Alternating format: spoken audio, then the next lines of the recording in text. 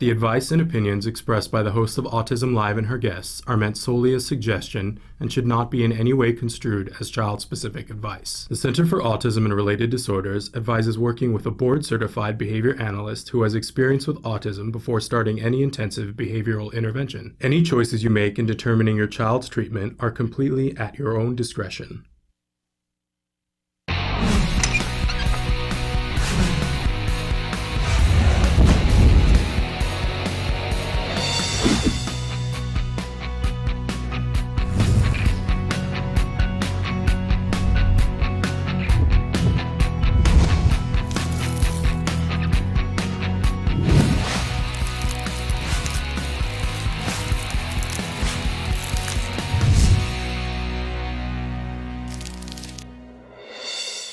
Good morning and welcome to Autism Live. I'm Shannon Penrod and we're webcasting to you live from the Center for Autism and Related Disorders headquarters in Tarzana, California. Good morning and welcome.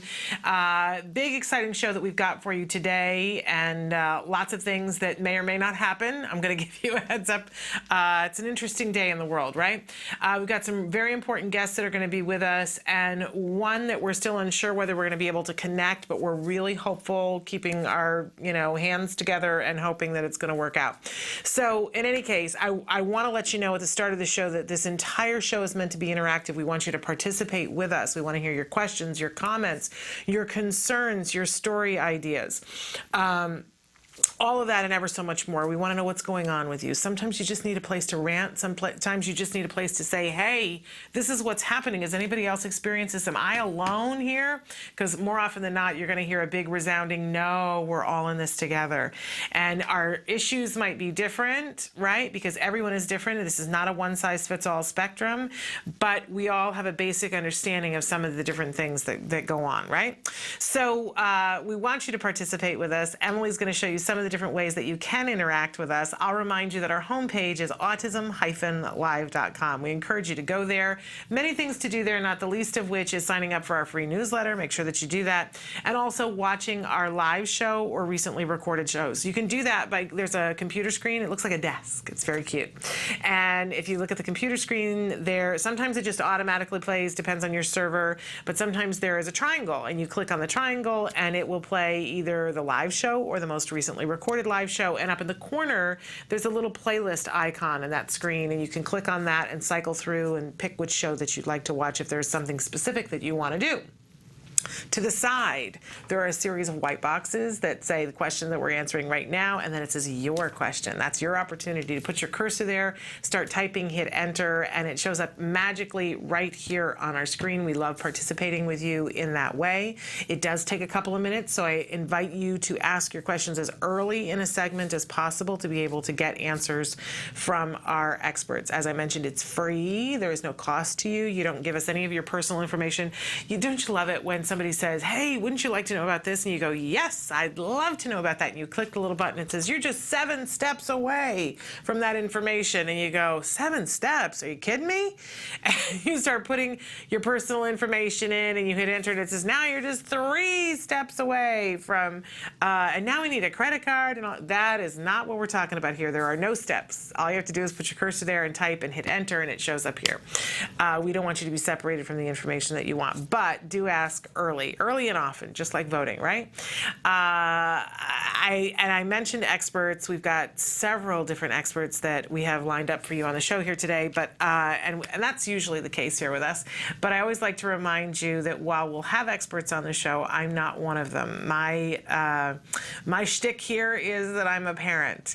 I have a beautiful son who was diagnosed with autism at the age of 2.5. He is now a whopping 11. And almost as tall as I am. Where does the time go?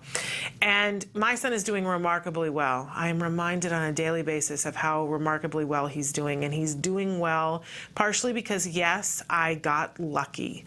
I got really lucky. But how I got lucky was that I got really good information at a time that I really needed it. And then we were able to follow through on that because we got other good information. And I want to make you as lucky as you are entitled to be, right? And I think that's very very lucky. So I want to help to hook you up with the information that you need to get the resources that you need in your life, whether you are a parent, teacher, practitioner, and wanting to make a difference in a person that you deeply care about's life, or you yourself are somebody who is on the autism spectrum. We want to help you to find the resources that you need, and that takes a lot of time because heaven only knows we all need something different, right? My phone is making all kinds of noise, so I just tucked it under my leg. That's what I did, if you were wondering. Okay, so I enjoy this time with you, and I hope that you'll participate with us. That's what we're all about here. You know what I always say, si se puede. We can do this. We hold hands together, and we support each other on this journey and let each other know that we're not in this alone. And I've got a really important stake in that, and I hope that you do too. Okay, we like to start every morning with something we fondly refer to as the jargon of the day. This is when we take on one word, one phrase, one acronym. We try to make sense of it. First, we give you an actual definition that the BCBAs generally approve of, and then we give you a working definition, which usually makes the BCBAs break out into hives. And that's okay. We need to be able to start to understand these terms in a way that's meaningful to us, and sometimes that's a little, fuzzy around the edges. Okay, so our term, every once in a while, we cycle back to hit one that's really important to me, and I know very important to a lot of you. Our term today is ABA. I've been telling our story a lot, going around speaking in different places and talking about the first time that my son was diagnosed with autism, and that I didn't know much about ABA. In fact, I knew so little about it that I couldn't remember what the last letter was. And I remember saying to the developmental pediatrician, she said, yep, we're talking about autism. And I said, well, what can I do? And she said, well, take him home and enjoy him. Thank you. Thank you for that really spectacular advice that does nothing for anyone. And I said, well, what about that thing I've heard about just recently, that ABD, that ABQ? What I was talking about was ABA. And in that moment in time, I didn't know what it meant. I said it to the developmental pediatrician, who was supposed to be an expert in the field of autism. She said to me, don't do it. It'll turn your child into a robot. And she was wrong. So I do cycle back often and bring this up because it was the cornerstone in how I got my child back. It is important that you get good information about what ABA stands for. Okay, so our actual definition of ABA stands for Applied Behavior Analysis. Little clue here. For the longest time, once I knew what ABA stood for, I was walking around saying Applied Behavioral Analysis. What I didn't know is that the minute you say that, then people know you don't know what you're talking about. So remember, and sometimes we say behavioral and sometimes we don't, depending on what the phrase is, but in this particular one, it's behavior, not behavioral. And it lets people, if you get it right, then people go, okay. But if you get it wrong, people go, oh, I don't know what they're talking about. So get it right? Applied Behavior Analysis, ABA, is the application of the principles of learning and motivation from behavior analysis. It employs procedures and technology derived from scientifically demonstrated principles of behavior to increase socially significant behaviors and decrease unwanted or inappropriate behaviors. Okay, at the heart of it, once you start reading this over and over and over again, you go, okay, it's scientifically proven and it increases some behaviors and decreases others. Okay, so let's go to our working definition and see if it's close to that. Working definition: a proven method of increasing or teaching desired behavior and reducing unwanted behavior. So if you're looking at yourself, let's start with ourselves, right? What behaviors would we like to be doing more of that would be good for us, that would lead to better things, right? And is there a way that we can make that happen? ABA says yes, and gives you a roadmap that has lots of different avenues you can take to get there, because it's not one size fits all. What motivates me doesn't necessarily motivate you, right? And then, are there behaviors that we're doing that are getting in the way of our progress? Absolutely. And by the way, that's true of all of us, whether we're on the autism spectrum or not. There are behaviors that we're engaging in that don't help us achieve our goals, that don't help us to connect to the things that we want to connect to, right? And can we reduce those behaviors? Why, yes, we can, using the principles of ABA. And the truth of the matter is that ABA was not invented for individuals who are on the autism spectrum, because it's something that is universal. It applies to all living things. So I use ABA on my dog. Right? And you can use ABA on anything that's living. So it just so happens that because it's useful on all living things, it also is useful on individuals with autism. There were a lot of years that people didn't know that. There were a lot of years that they didn't know how successful the principles of ABA could be with individuals with autism. But we know that now. For over 30 years, individuals with autism have been making tremendous strides using the principles of ABA.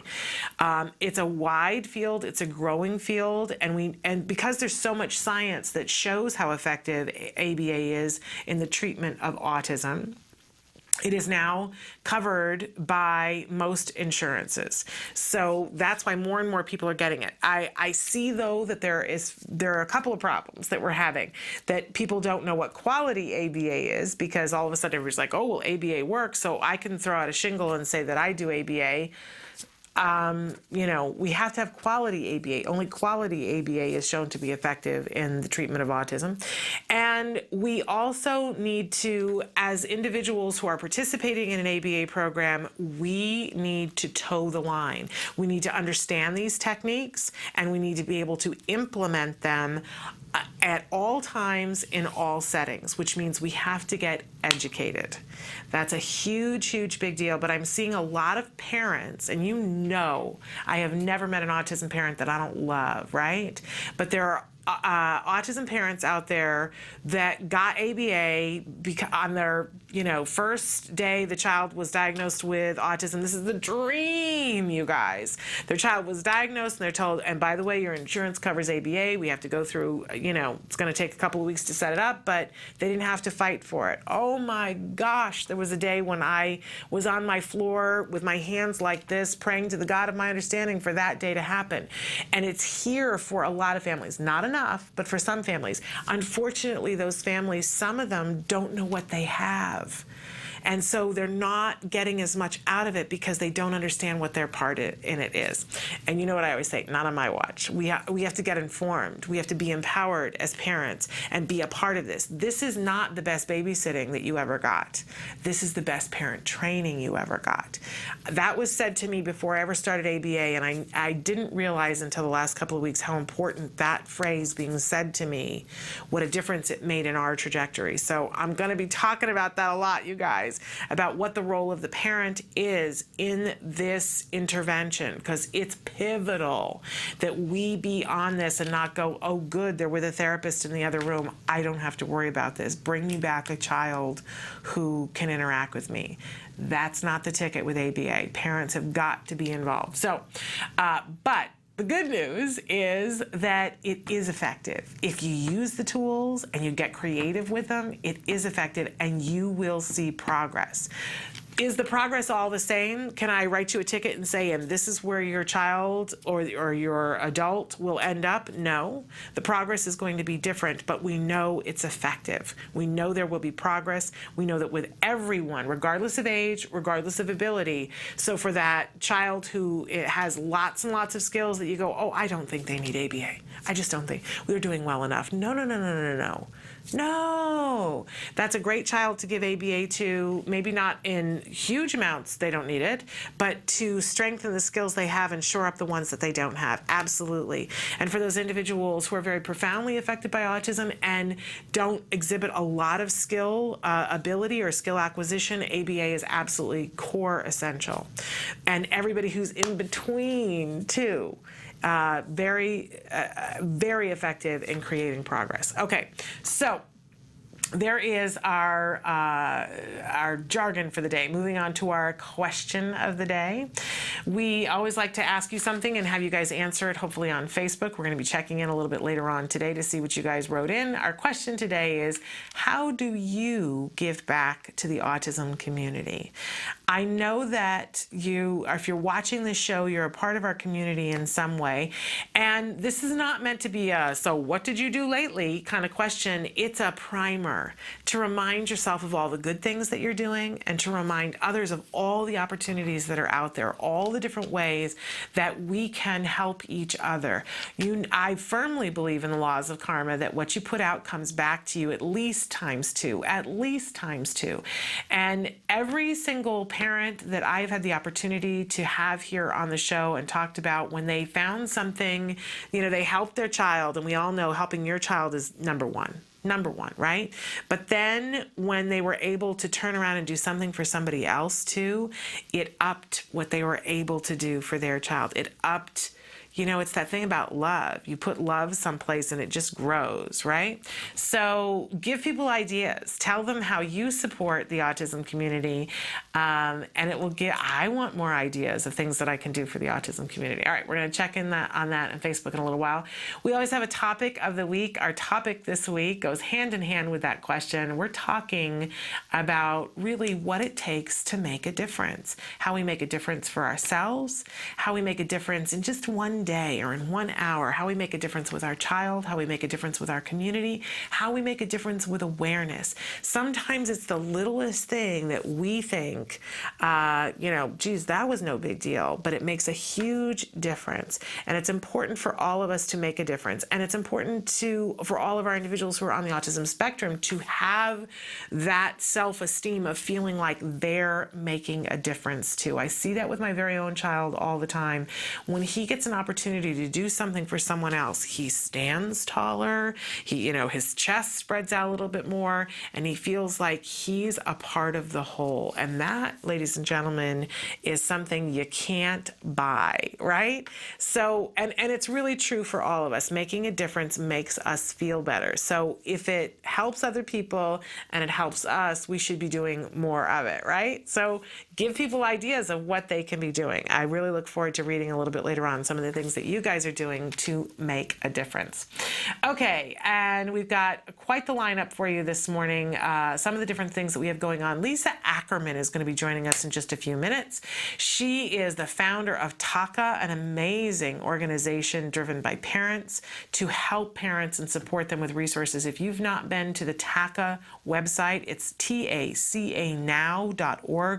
You must go there. I would venture to say that it is the most comprehensive website having to do with autism. You will find more information there for free than you can on any other website. Bar none. So you must check that out. I encourage you to become a member of TACA. Lisa's going to be with us today to talking about the bill that previously was called the Combating Autism, and now it's the Autism Cares Act, and she's got a very interesting take on it. So she's going to be with us. Then hopefully, we've got our fingers crossed, y'all. Our plan today is to have a very special guest joining us via Skype from Panama, Alvarado, who is an amazing reporter, a journalist in Panama who's really been making some waves and reporting about some of the things going on in Panama having to do with autism. May not be popular with everyone, but he certainly is popular with the autism parents. We want to salute him today. We're hoping that we're going to be able to have him join us via Skype, but we're having some technical difficulties. If we can't get him today, we'll get him another time, but keep your fingers crossed. We want to have Alvaro with us. I hope I'm saying his name even close to proper. And then a little bit later on in the show today, we've got Megan White, who's going to be with us, and she is an amazing therapist who has just finished her thesis on a subject that I think is going to be of interest to all of you, using literature to teach our kids, pairing literature and ABA to teach our children. It's very exciting. I know some of the difficulties that you're having throughout the day, she might have an answer for you. So very, very excited to have Megan White with us a little bit later on. And of course, we've got some other things coming up for you as well, but it's a packed show. So don't go anywhere. Stick with us.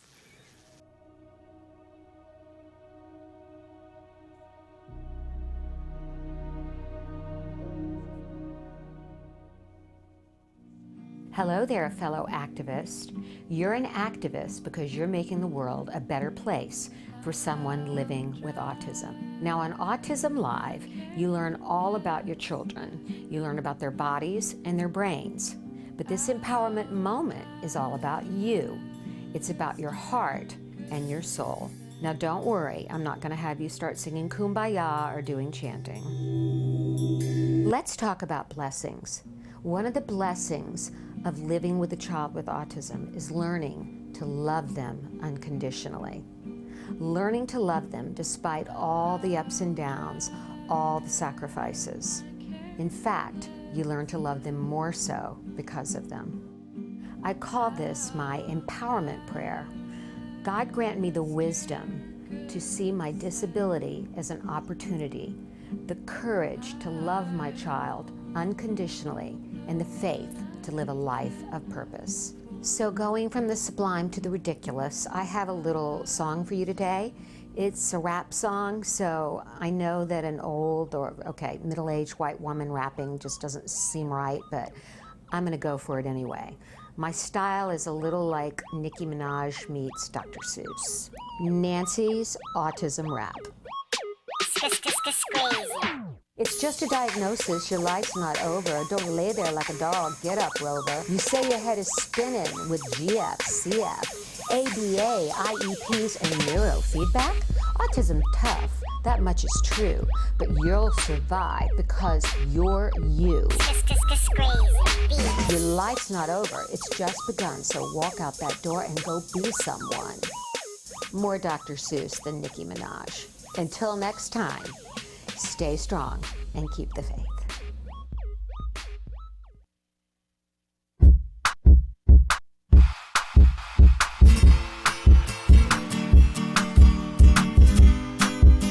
Hey guys, welcome back to Smarty. Today we're going to be making homemade glow-in-the-dark bouncy balls. So let's get started. The materials you'll be needing are 2 mixing bowls, something to stir with, measuring spoons, borax, cornstarch, water, glue, and glow paint and food coloring. So step 1, you're going to take one of your measuring bowls and you're going to measure out half a teaspoon of borax, 4 tablespoons of cornstarch, and 4 tablespoons of water. Then you're going to mix that all together. I'm going to set this aside. In another bowl, I'm going to mix my glue and my glow-in-the-dark paint and any food coloring I want to use to make it a special color.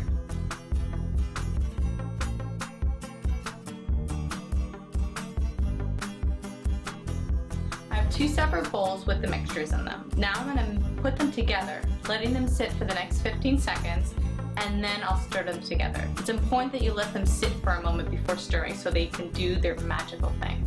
Now that the 15 seconds is over, I'm going to stir together the mixture, making sure to stir thoroughly until I can no longer do it anymore. You'll see what I mean in a second.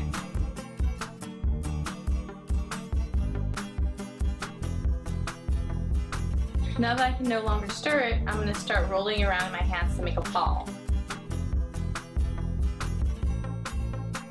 And voila, very own homemade bouncy ball. Woo! Well, I hope you had fun with this activity today. Until next time, rock on, guys. And you see me flying by your side. Welcome back to Autism Live. Apparently, Panama is not the only one having Skype problems because Lisa Ackerman is also having Skype problems. So I don't know whether she's going to be joining us either.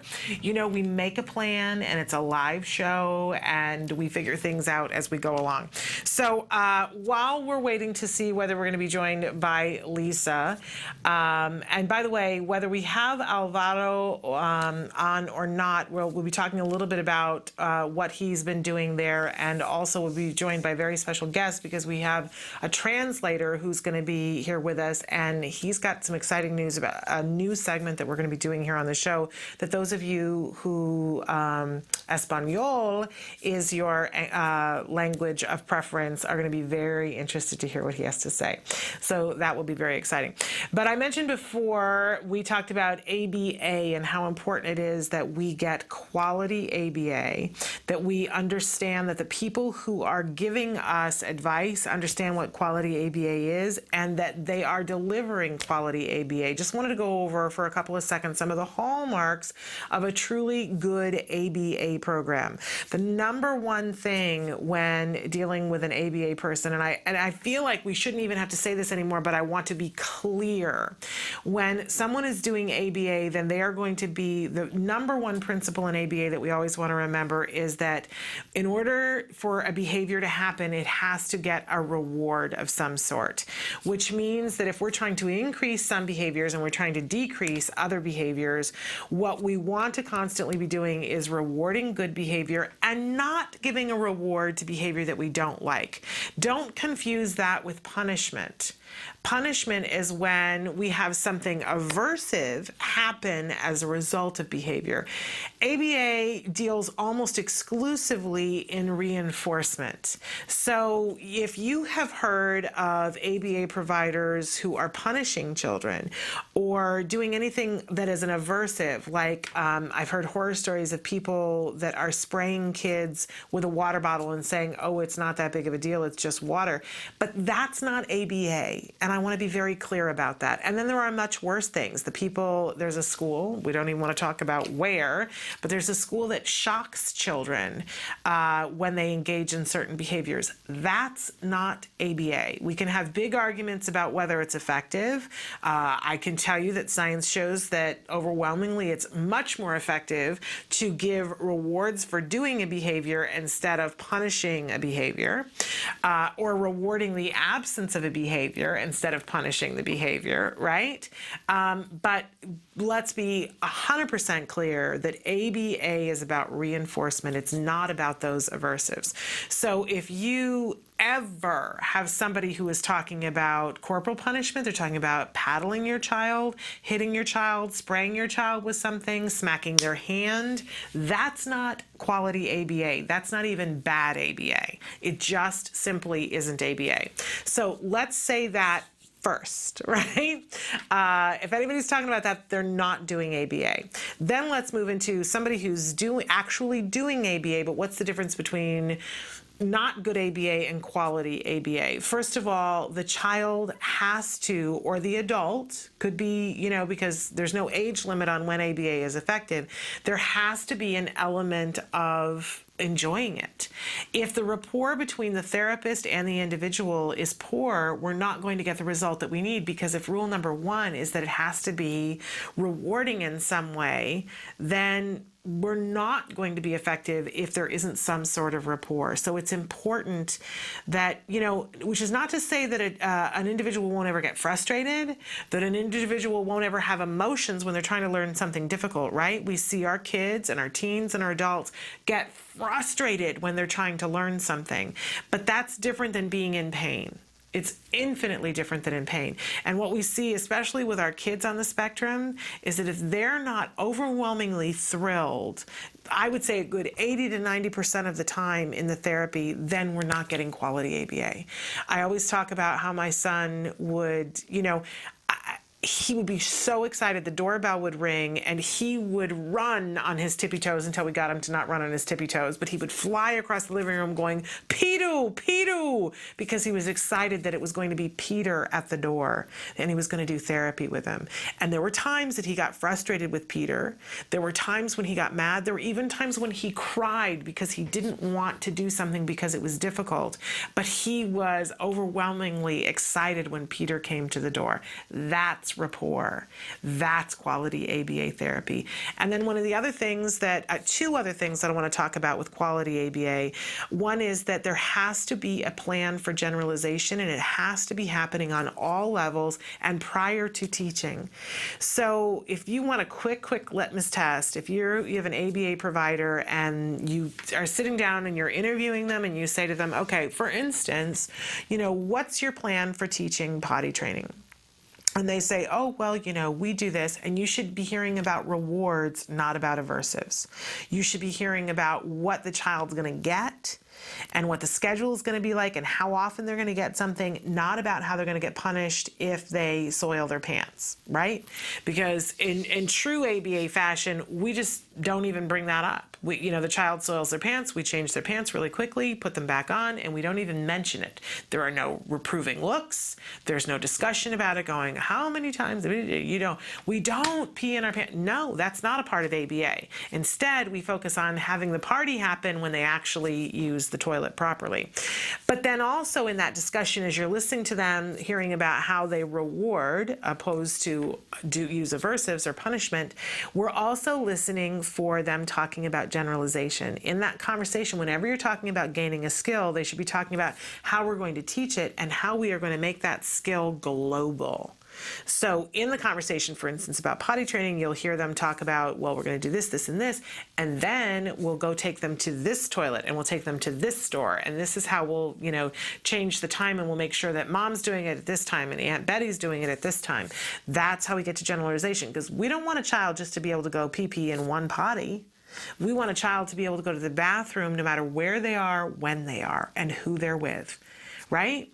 So that's what generalization is. Make sure that there is a plan for that before it doesn't come later. It's the very first thing that you plan. That's a hallmark of quality ABA. And then the last, and probably one of the most important parts of quality ABA, is that there has to be data taken to show that it's being effective. Because even quality ABA, I mentioned that it's like a tool belt, right? And you have to use it creatively.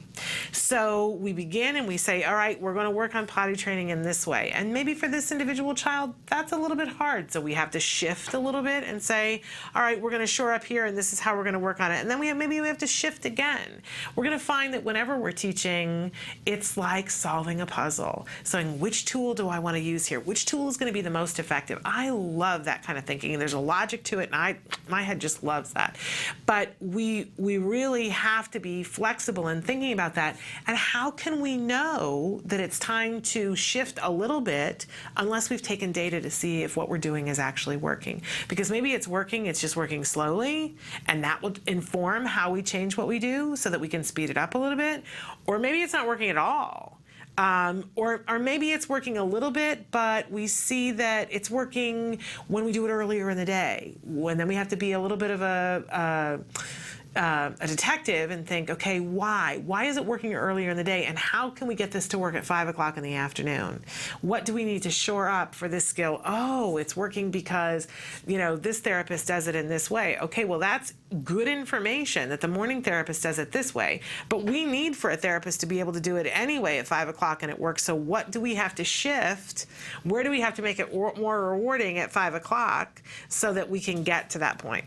So knowing all of those things, you should be armed with enough basic information to get a bead on whether you're having quality ABA therapy. And believe me, you want and need quality ABA therapy in order to make all the progress that is owed to you that you really want to make. All right, we're going to take a break. We're going to check out our Skype situation, see if we're going to be able to get any of these fabulous guests that we had lined up for you actually on the show today. Stick with us.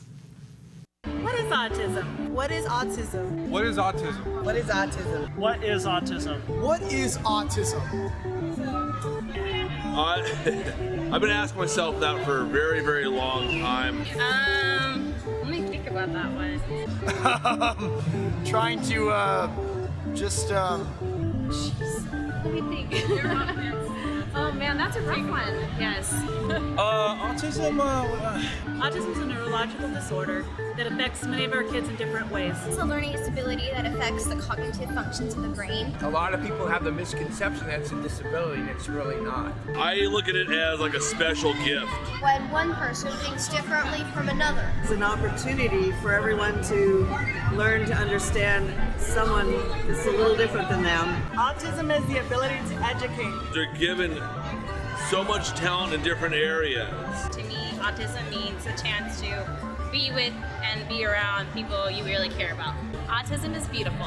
It's a way of seeing the world differently. Always unique, totally intelligent, and sometimes mysterious. Happiness that comes out of my son's hard work. It's a movement. Unpredictable. That's right. Awesome. Love. The field I want to work in. Laughter. Fun. Joy. Autism is beautiful to me. I want you to remember these 3 words. There is hope.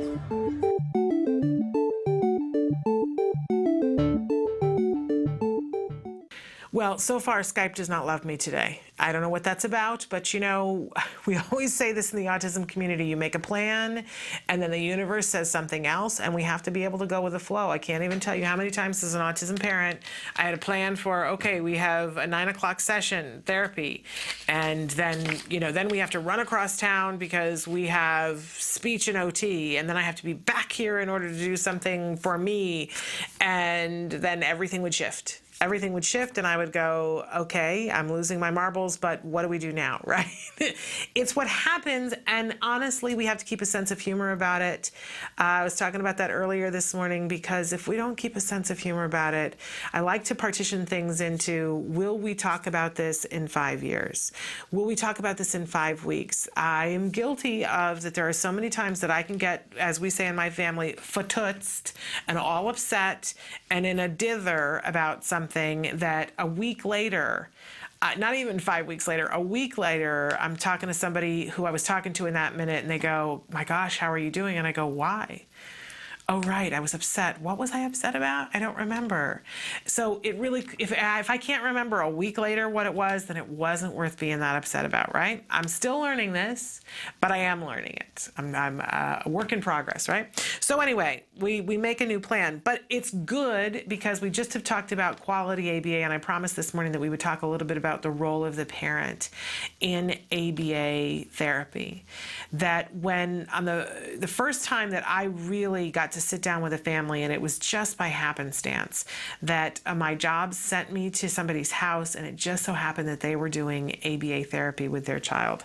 And it was at a time, you guys, when whatever you happen to believe, for me, it was divine intervention because we were being asked to make a decision about whether we were going to do ABA. And as I mentioned earlier before, our developmental pediatrician had said to us, oh, please don't do that. And over a couple of months, I was hearing people say, I don't think you should listen to that. And I didn't know who to listen to. And so my job sent me to this home, and it just happened to be the home of a child who was 2 years older than my son that was having intensive ABA. And I got to talk to that family. And honestly, I wrote to her this week and I said, it's pivotal. Talk about talking about it a week later. I'm going to be talking about that when they're putting me in the ground, about how much our lives changed as a result of that conversation. And she talked to me about ABA, but she did more than that. Both the husband and the wife sat down with me and said, here are the things that you need to know about starting an ABA program so that you don't have to reinvent the wheel. And one of the things that they said was make sure that you participate in this process as if your life depended upon it, because this is the best parent training you will ever get. These are the things that everybody says, why isn't there a rule book? Why isn't there some sort of class that it can explain to us about how we deal with tantrums? And I'm talking about everybody, not just individuals who have kids who are on the spectrum. For all parents, how do I know what to deal with when they're a teenager?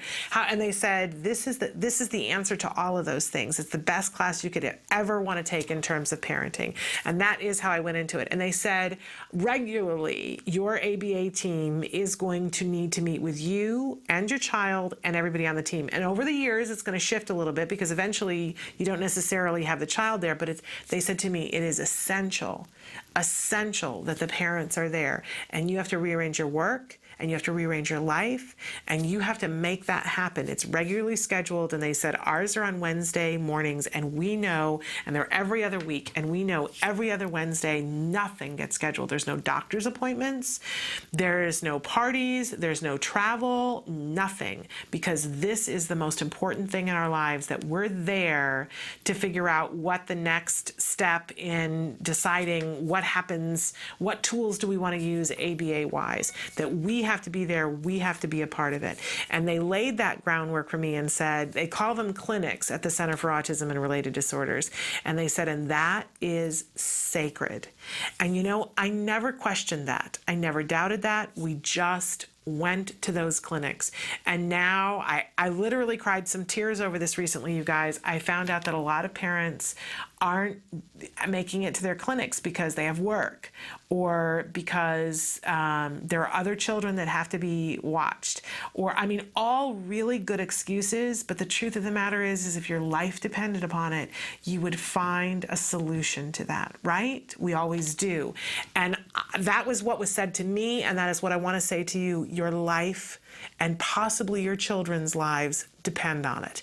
I don't think I'm over-exaggerating at all when I say that to you. Having been through it and done it, I got to ask you to trust me. You got to get to those meetings. You got to be at the clinics always. And honestly, my best friend was diagnosed with cancer, and at one point her husband said to me, is there any way that you can take a couple of her chemo appointments and go with her? And they were scheduled at the exact time that my son had clinic, and I said, I cannot. Someone else will have to go. And I'm a people pleaser, and that was my best friend, and I wanted to be two people in that moment in time, and I couldn't. So I sincerely say to you, you've got to make it your biggest priority that you're there, that you're participating in it. And it's the single best way that you're going to learn the techniques that your individual team is using. And then, of course, you got to get educated. Use IBT, use skills, get yourself educated. Talk to the therapist when you're in your home. Talk to your therapist when you're in clinic. Get on the team. I had it for the longest time, and we recently took it down because we're moving into a phase of our lives when we don't necessarily need these things anymore, which can I tell you how exciting that is. But for the longest time, we had on our bathroom wall, it said, your team is only as good as the weakest person on your team, and I will not be the weakest person on my child's team. And every morning I would get up and I'd brush my teeth and I would look at that and I'd go, you betcha you know what, I am not going to be the weakest person on my kid's team. I know you don't want to be that either. So get on board. I would also tell you, too, one of the other pieces of advice that those parents gave us was to be an active participant in training. Each ABA provider has a way that they train people. At the Center for Autism and Related Disorders, they have a lengthy process that involves overlaps, where first the person learns the techniques, then they come in and they do overlaps with the child, where increasingly there's two therapists, one who's training, one who isn't, one who's experienced, and increasingly they give the one who's training more and more responsibility with the child. And I was told up front, make sure you participate in that, because otherwise we'll run out of therapists and you won't have people to do your hours. Be the family that says, I am willing to have people trained. You will get the best therapists, right? You will know who the best therapists are. It is totally self-serving for you to participate in that. It works to your advantage. So I encourage you to do that as well. All right, we're going to take a break. Hopefully we're going to be talking to Alvarado. But if not, we have another special guest who was here to translate, who'll be giving us some exciting information. So stick with us.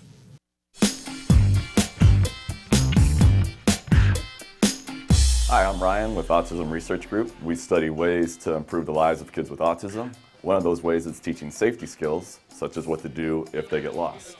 We hit the streets to find out if anybody knows the correct answer on how to teach a kid what to do if they get lost.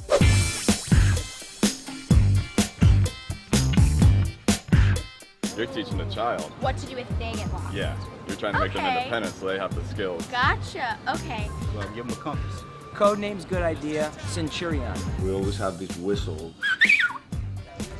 Oh, I'd also tell the kid, don't get scared. You're gonna be all right, man. This is just the world. This is planet Earth. You're at home here. As long as you're on planet Earth, you're at home. As long as you're on planet Earth, you're home. This guy's a genius. With that flawless logic, he just solved our homeless problem. And as for the unique sounding whistle, although very cool, it'll probably only work if you're in close proximity. And a compass? I have her call me.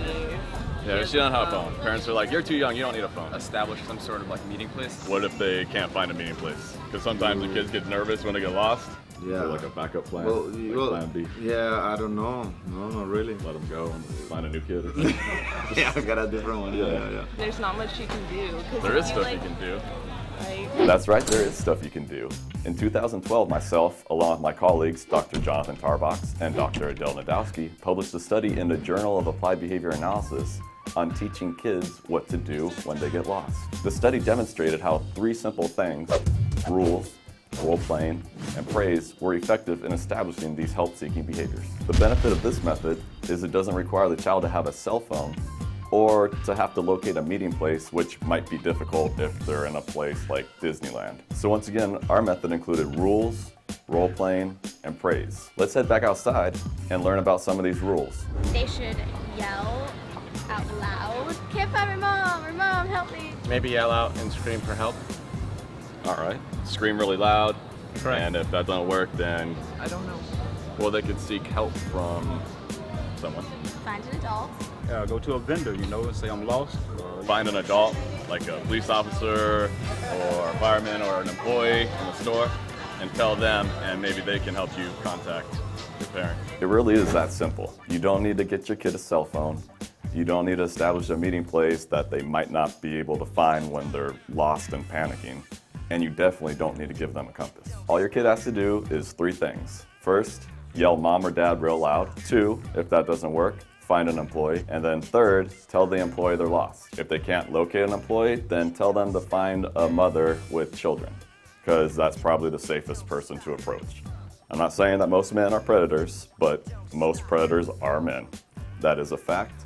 I've read it in a fortune cookie. All right, so you've gone over the rules with your kid, and you've quizzed them, and they're able to tell you the correct responses so they understand the rules. But is that enough? How do you know they're going to perform correctly in a real-world setting? You need to get out there and find out if they can actually do it. So you'd go over the rules and tell them, like, do this, do that. But how would you know if they actually knew what to do? If you wanted to shoot a basketball, and I just told you, oh, when you shoot a basketball, do this, this, and this. I never practiced. You never practice. Yeah, so it don't matter how many times we go over the rules or how well you can repeat them back to me. It's not going to change until you get on the court and practice. Maybe do like a little skit with them.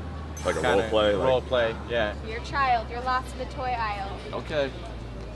What do you do? I'm an attendant, walking around. I'm lost. I don't know where my mom is. And then once you practice, you just like praise them, give them feedback, like, good job, you did it. Reinforcing it.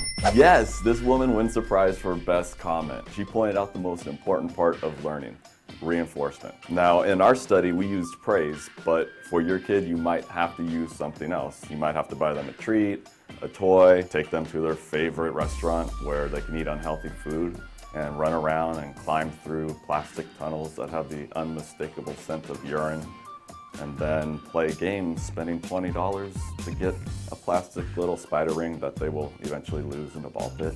The point is, you need to reward your child for correctly demonstrating what you've been teaching them. Okay, I'm gonna call her.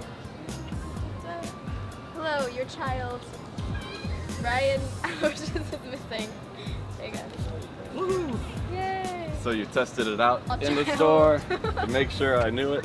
I had the rules, Yes. we role played it, and you made sure I knew it, and then like you said, good job, and all that. Now we're good to go. We're good to go. All right. Done? High five right there. Yeah. So there you have it. Give your child the rules, get out there and practice, and reward your child for responding correctly. For more information, please visit us online at autismresearchgroup.org. I'm Ryan Bergstrom. Thanks for watching. Yes, ding, no. Yes, this woman wins the first. Yes, this woman. Yes, this woman wins the best. Yes, this woman wins the first place. Yes, this woman wins. Why can't I say woman? Yes, this woman wins. What's the line? Yes! Welcome back to Autism Live. As I mentioned before, Skype is not my friend today. Usually it is, but not today. We had planned to have Alvarado from Panama, who was going to be joining us right now, and then we had a backup plan that we were going to be talking to one of the autism parents who has been singing the praises of Alvaro for all that he has been doing for the families in Panama who are dealing with autism, and that cannot be understated, all the wonderful things that he has been doing. Unfortunately, Skype thus far is not working out. We're hoping that we can reschedule. But we had asked Juan Ronderos, to be here to translate for us when we were going to be talking to Alvaro.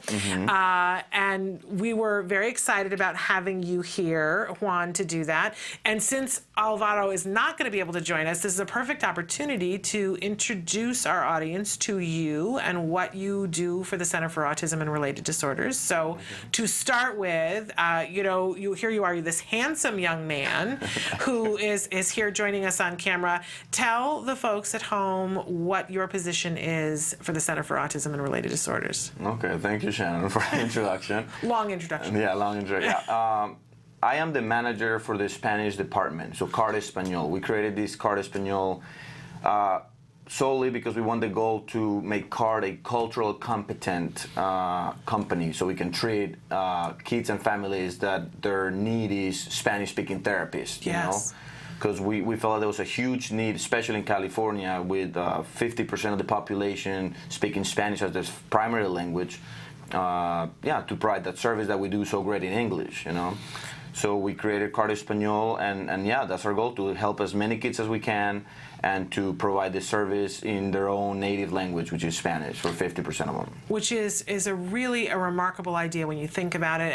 And so many of you write into us from time to time and talk about when are more services going to be available in terms of having them in different languages. And more than any other language, you guys request for things to be in Spanish. Yes. More and more things are being translated into Spanish and being available. I know at some point some of the trainings are going to be available in Spanish, but I don't know that we know a date on that yet. Or do well, coming soon. Our recent, most recent project is how to teach your child to compliance at home. Okay. We recently translated that into Spanish. I created the video myself. I created the script. It's very educational video, and it's a great tool for parents while to comply with their kids at home, and not only parents but everybody that has to deal with kids with autism. I call it the Rosetta Stone of autism in Spanish. There we go. Because it's a different language, right? Autism, and many people don't understand it, and especially some of our Latino community, our tradition, culturally, we think, my child is a little slow or this and that, because we really don't understand what's going on. Yes. So this will help you understand what your child is going through and teach them how to comply at home. And compliance is everything. Yes. I always say compliance is the best of times, worst of times, because if you have it, it's the best of times, and you love your child when they're compliant. And when you don't have compliance, it's the most frustrating time as a parent. But it's also frustrating for our kids. And knowing the secrets of how to get good compliance is everything. Yes. So that's available now. And where can they find that? It's not yet. We're finishing editing it. All right. It's already been recorded. Like I said, it's just a matter of fact, just put it in a DVD, or it's going to be available on the IBT website that we have. It's going to be available. We're working with Amazon to have it in Amazon. Wonderful. Yes, and it's going to be on DVDs in our own website, a CARD, Wonderful. So, yes. So the first place you can look for it, ibehavioraltraining.com. You can also look for it at amazon.com. But we've asked Juan to be here with us today to talk about, too, that he's going to be a new addition for us here at Autism Live, that we're going to start slowly. We don't have a launch date for you yet, but Juan's going to host a regular and co-host to start with, and then host a regular segment that will be in Spanish for our families. Yes. I am so excited about that, Juan. That's just a very thrilling thing. And you've got lots of ideas for different things that you're going to feature, and I'm sure that you guys at home have ideas of things that you would like Juan to be talking about. So feel free to be writing it on the live feature, or you can Twitter or Facebook us, or send us an old-fashioned email. We don't even talk about snail mail anymore. Old-fashioned email is what we talk about. So get in contact with us, any of the ways that there are to be in contact with us, to let us know what topics you would like covered on that new segment, and how much more fun to look at Juan than to have to look at me. I mean, let's be honest here, right? I'd rather look at Juan than to look at me.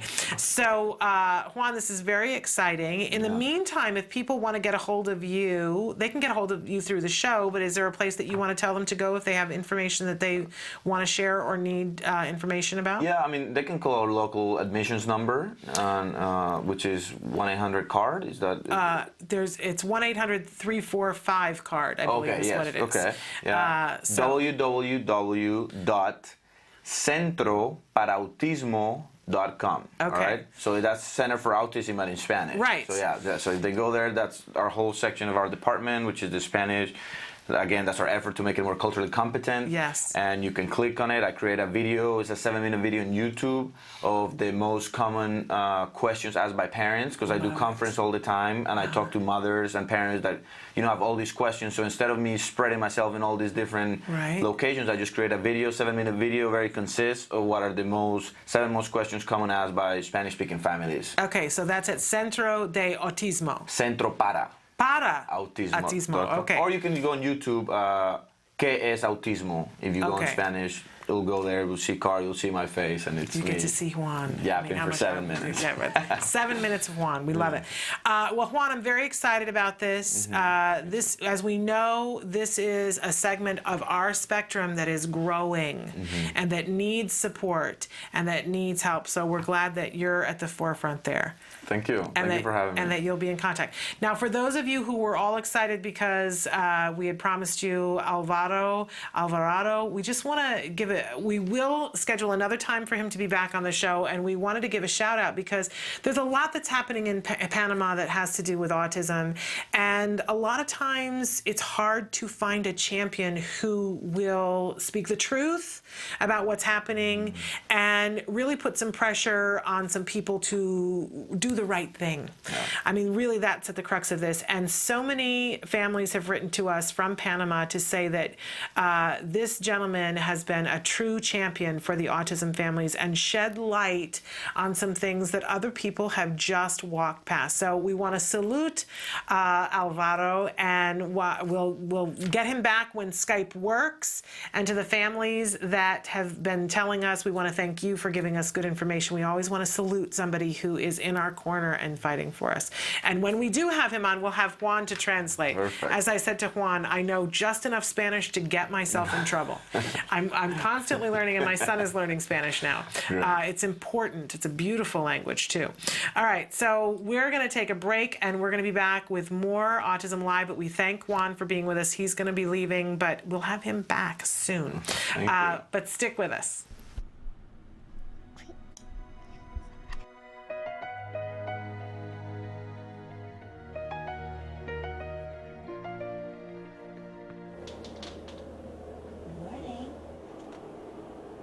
Jack Riley starts his day with Jessica and AB therapy at 8 a.m. Each session he has lasts around 2 hours, with a total amount of therapy of 40 hours per week. This includes occupational therapy, speech therapy, and ABA therapy. What do you want to play with today? Train. That's what I thought. Yay, there you go. There's trains and tracks. Nice. So what's an average of programs you try to get done in a session with a kid? I try to incorporate a lot of things as much as I can. Like, for instance, if he was playing with trains, I'd incorporate functional pretend play. So that's just basically teaching him how to play with the toy appropriately, the way it's supposed to be played, building a track and having a move, and using vocalizations. Choo-choo, let's go, all aboard, things like that. Choo-choo. All right, say all aboard. All aboard. All right. As he's so little, we're building a lot of language. It's language, all the time. So we work on banding, so having him request for things for me.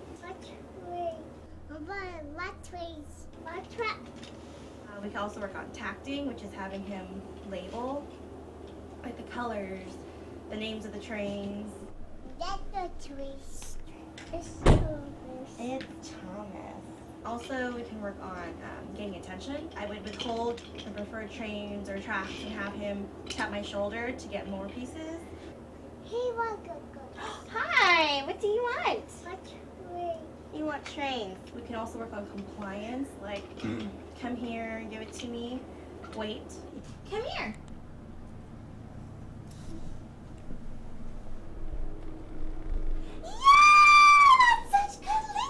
Good job, mister. So there's a lot of things I can kind of incorporate, at the same time. one sitting. And as far as his behaviors, I haven't really seen anything. Hey, sit up! Oh, just now. Yeah, with his visual stereotypy, his is just looking at things from a different angle or sideways or upside down. But he rarely engages in that except just now. What? Pickers. Huh? Hi, Suzanne. Hi, Susan. Hi. What are you doing? What are you doing? I'm filming you. That's cool. That's cool. Can you say hi? Hi. Hi, everybody. Say hi, everybody. Hi, bye. Who is that? Jack. Jack? Jack who? Jack Riley. Where's your nose? Where's your ears? Where's your eyes? Where's your chin? Ooh. Where's your teeth? Is that, yeah. Mm-hmm. Where's your head? Where's your tummy? Okay, I'm gonna need you now. Give me clothes.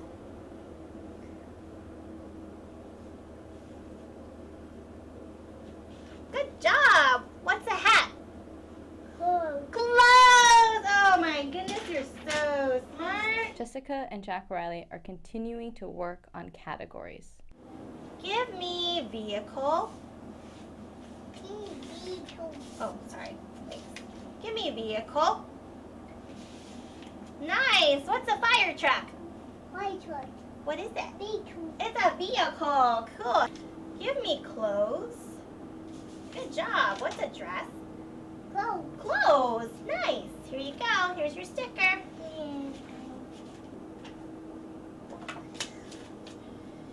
Give me furniture. Nice job. What's the table? Furniture. Furniture. Perfect. Give me clothes. Good job. What's a jacket? What's a jacket? No, what's a jacket? No. Hey, hey. What's a jacket? No, what's a jacket? Cl. Cl. It's cl. It's taken. What is it? It's clothes. It's clothes. So what's a jacket? Clothes. Clothes. Good job. Here, put Tigger on. Yeah, you're all done. You want your trains or bed? Trains. Okay, go play with your train. Okay, see you later. Welcome back to Autism Live. That was, of course, The A Word, an ongoing documentary being made by the Center for Autism and Related Disorders following a little boy, Jack Riley, who was diagnosed with autism at the age of 2. And we get to see a look into one family going through this intensive early behavioral intervention to see what it's like. You see the arc of ABA and how we teach a child something and how it changes over time and how one small skill can affect so many other skills. We get to see what the emotional toll is on the family, because this is not easy. This is life-changing, and I like to think of it as being miraculous, but it's not easy, right? And it does have its toll. Having a whole bunch of people coming into the home and working with your child can be something that's exhausting, even though it's wonderful. So I encourage you to watch this series and to check it out on their very own YouTube page. You can start in the middle, you can start at the beginning, you can start at the end and work your way backwards. And they're all really effective ways of looking at the tools of ABA. I think it's great, this particular episode where they're talking about using play as a way of learning, that there are so many different ways in which we can teach. I'm a former teacher, so I'm going to ask you to do something for me right now. I want you to think back to when you were in grade school or junior high or high school and think of what was the most fun project or thing that you worked on when you were in school. So take a moment and just think about, okay, think of all the memories that you have and think, okay, what was the most fun thing? What did you do that was just so exciting? And so here's irony for me, is that both of the memories that I can think of are from when I was in junior high and taking Spanish in junior high. And in both cases, I had a teacher, and they were two different teachers, but they were teachers who really understood how to make things fun. And I think of one teacher when I was in 7th grade Spanish who decided to do plays with each one of her classes that were based everything would be in Spanish. So for one class, she did The Wizard of Oz, and they did the entire The Wizard of Oz in Spanish. Translated all of the songs and did them all in Spanish. My class did not get to be the lucky class to do The Wizard of Oz, but we did sort of a musical review, and I can still remember the words to the song that I had to sing, and will frequently, I'm not going to share here because I promised that I'll never sing on the show, but we'll frequently be in the car, and all of a sudden I will bust into song to sing this song and remember all the words from it. I remember all the different things that we learned from that period of time, and it is cemented in my memory because it was so much fun. And then 2 years later, every year in my junior high and high school, they would have an international studies night, and every single class that had anything to do with language or anything international had a booth, and it'd be this event, and you had to do some sort of a presentation. So that's what those performances have been for. And then a couple of years later, my class, my Spanish class, decided to do our booth around the Spanish Inquisition, and so it was like a haunted house that you had to go through, and it showed all these different things and I can remember facts about the Spanish Inquisition that I have no business remembering. I can't frequently remember what 6 times 4 is, but I can remember things about the Spanish Inquisition. Now, why is that? Because I was having fun. Because I was enjoying myself, because the learning was embedded in something that was fun for me. This is a lesson that we always need to remember with ABA. What did I say a little bit earlier? Principle number 1 is that it has to be rewarding for that behavior to continue. And if the behavior is learning and we want to get the biggest investment, then there has to be an element of fun. There's got to be something that's personally rewarding.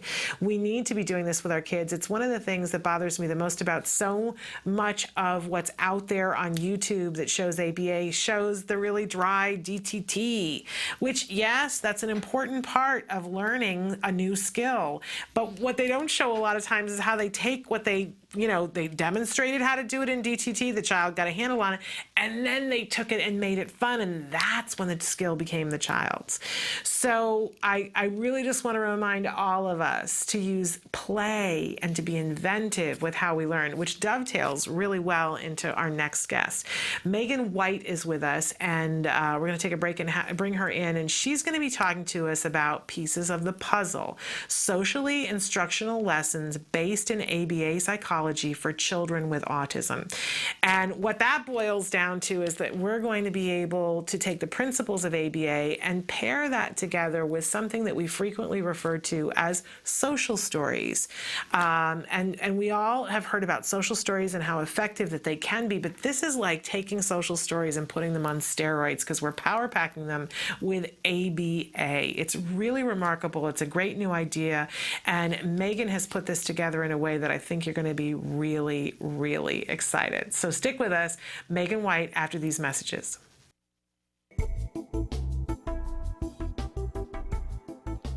Skills is an online program that provides assessment, curriculum, positive behavior support planning for challenging behavior, and progress tracking, and it does this all in one place. The skills assessment and curriculum addresses 8 areas of development, which even includes advanced higher level areas such as executive functions and cognition, which pretty much makes skills the only ABA-based set of curricula for teaching more complex skills, things like problem solving, planning, self-management, perspective taking, and even inferring and predicting others' private events. Skills is a 4-step system. Step 1 is to add the child to your account. Step 2 is to start assessment. The skills assessment is the only ABA-based assessment with psychometric research demonstrating the language subscale to have excellent reliability. Every area of human functioning and typical child development from infancy to adolescence was researched, making the skills assessment the most comprehensive of its kind in the world, and we're quite proud of that. Skills is easy to use. Simply click Start Assessment and begin answering questions. Or simply type in a keyword, find specific activities to assess, and add activities to treatment. Step 3. Choose activities. Once you've completed the assessment, Skills selects from a pool of 4,000 activities categorized by age, level, and skill type to provide you with exactly those activities each child needs. Start by choosing a curriculum, then a lesson, and finally an activity. Click the information icon to view prerequisites, ages in which targets develop, examples, and IEP goals. Click the video icon to watch a short video. Once you've identified an activity you want to teach, adding activities to treatment is a snap. Step 4. Start treatment. Here you can access customizable activity lesson details, add your own customized targets and exemplars, and edit an activity status such as introducing or mastering it. You can even print handouts such as worksheets, tracking forms, visual aids, and other materials. Skills also offers multiple progress charts mapping curriculum progress, lesson progress, and cumulative number of activities and targets mastered over time. The Skills language curriculum is categorized by verbal behavior type so that users can identify progress for verbal operants, such as echoics, mans, tax, and interverbals. Skills is one of the only programs that provides the ability to write behavior intervention plans, or BIPs, for challenging behavior. With just a few clicks, the outline of the behavior intervention plan is written for you and ready to be printed and implemented. You can learn more about Skills today and get started by visiting us at www.skillsforautism.com, or you can call us at 877-975-4559. Skills. Progress starts here.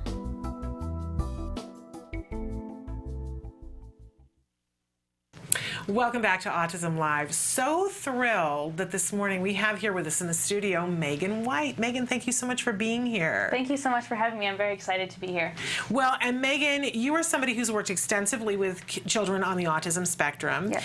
And you just recently completed your thesis. It's a mouthful. Pieces of the Puzzle, Socially Instructional Lessons Based in ABA Psychology for Children with Autism. That's the one. It's quite a mouthful, but at the heart of it, it's something that we're all interested in knowing more about, because you're taking literature and using the principles of ABA to teach, which is just very exciting. Yes. So we got to start a little bit with talking about how this came to be. Sure. And referencing maybe the whole idea, because we've all heard of social stories. Yes. Okay, so social stories were started, the concept of it, the branding of it, started by Carol Gray. Carol Gray. So we have to give kudos to Carol.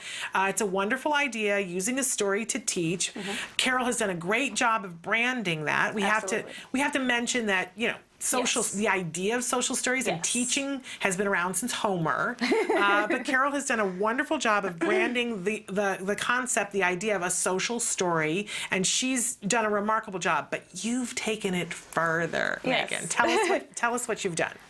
So I have been working with CARD as a therapist for almost 2 years now, and I had a client around the same time that I was taking a children's literature class in my graduate school, and my client at the time needed a social story, and I didn't find the describing the situation in general as all that helpful for her, but it was more the behaviors that were going on that were causing disruptions in the situation.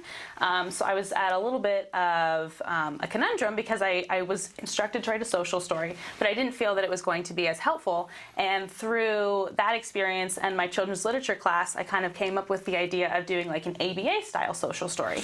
And I found that was really helpful in the implementation of correcting her behavior to something that's more socially acceptable. And so I was really excited by that, and it inspired me to kind of continue, and thus came my thesis. So. And really remarkable, because you went, I feel, a step above and beyond, because you've written a bunch of these ABA-based educational stories to cover a plethora of different things that could be going on. So many of the things that we as parents deal with, things like being able to put things away, taking a breather before doing homework, starting homework, breaks during homework, rewarding yourself for a job done, finishing schoolwork, preparing for the day, even things that are practical like waking up. Right, yes. One of the first ones in there that I just absolutely love has to do with a kid who's crabby in the morning when he wakes up. And you've got a social story that addresses all of those things that takes, you know what I love about it, Megan? It shows perspective taking. It gives the kid an opportunity to feel what they're feeling. Yes. But to understand what mom is feeling when she comes to the door and says, get up, that she's not a criminal. Absolutely, yes. And that's one of the biggest things that I want to do with these stories is give the child a chance to step away from themselves and reflect objectively on the situation. And that can be difficult sometimes for somebody with autism to generalize those feelings and take somebody else's perspective. But I'm really hoping that these stories can be a really positive tool in shedding light on the perspective and really helping for them to be able to see, the replacement behaviors as more positive. And it's done in such a seamless way that you can read the story and you've got the questions that go with it to talk through with the individual so that they're learning from it. It really is all there for you. And you have this wonderful teaching moment. So we're going to talk about this some more, and we're going to give you some examples of what Megan has written, because trust me, you're all going to want this. So stick with us. We're going to take a break and be right back after these messages. The Institute for Behavioral Training provides courses in applied behavior analysis for the treatment of autism. Access IBT e-learning videos on the move and learn at your own pace.